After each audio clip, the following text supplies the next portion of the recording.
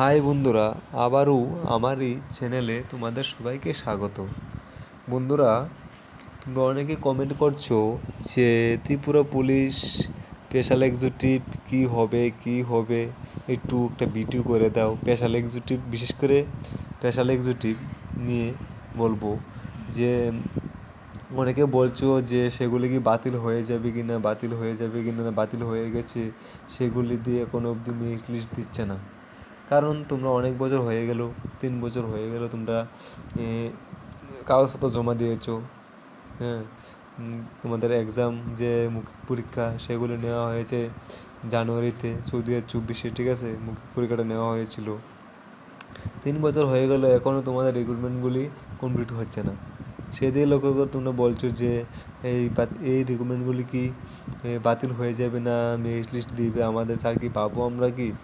আমি সেদিকে লক্ষ্য করে বলবো সেগুলি রিক্রুটমেন্টগুলি তোমাদের সব কমপ্লিট হবে এবং দুর্গাপূজার আগে তোমাদেরকে নেওয়া হবে। আর একটা কথা বলবো যে রিক্রুটমেন্টগুলি আমার মনে হয় যে তোমাদের যে 6,000 পোস্ট আছে সেগুলি একসাথে নাও নিতে পারে, ঠিক আছে? 1,000-1,500 করে ধাপে ধাপে তোমাদের রিক্রুটমেন্টগুলি নিতে পারে। সবগুলি নেওয়া হবে, কিন্তু সেগুলি ধাপে ধাপে তোমাদেরকে নেওয়া হবে। তুমি টেনশন করো না, সেদিকে বলবো টেনশন করো না, সবগুলি নেওয়া হবে। তোমরা অনেকে টেনশন আছো যে সেগুলি ক্যান্সেল হয়ে যাবে কি না, ক্যান্সেল হয়ে গেছে। না বন্ধুরা, ক্যান্সেল হয়নি, ঠিক আছে? তোমরা শুধু এটার উপর নির্ভর করে বসে থাকলে হবে না। তোমরা স্পেশাল এক্সিকিউটিভ উপর বসে থাকো সেরকমভাবে হবে না। যাদের বয়স আছে তারা তোমরা ইন্টারভিউ দিতে থাকো। অন্যান্য যে এসএসসি, যে রেলওয়ে তো পোস্ট এসেছে, ঠিক আছে? এসএসসি আছে, অনেকগুলি পোস্ট নিয়ে সেগুলি দিতে থাকো।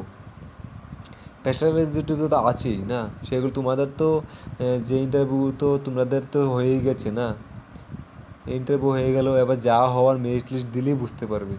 এখন নতুন করে ফর্ম ফিল আপ করো, নতুন করে ইন্টারভিউ দাও, নতুন করে এক্সাম দাও, নতুন করে প্রিপারেশন নাও, কী হবে? ঠিক আছে না? আগের এইটা নিয়ে বসে থাকলে হবে না।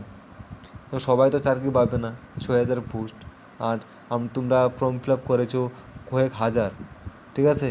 সবাই পাবে না, সেদিকে লক্ষ্য করে বলবো ইন্টারভিউ দিতে থাকো, ঠিক আছে?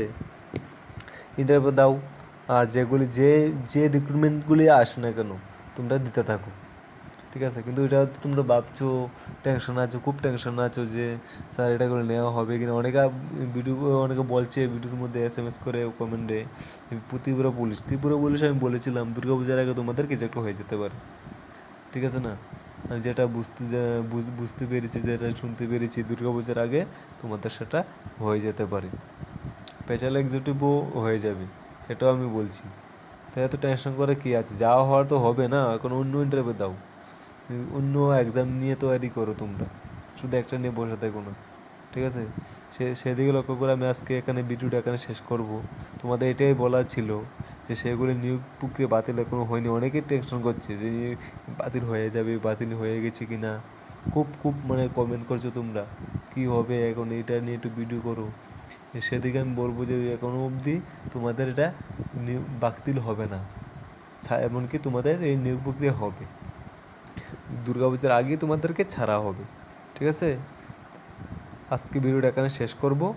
নমস্কার, তোমাদের সবাইকে অসংখ্য ধন্যবাদ।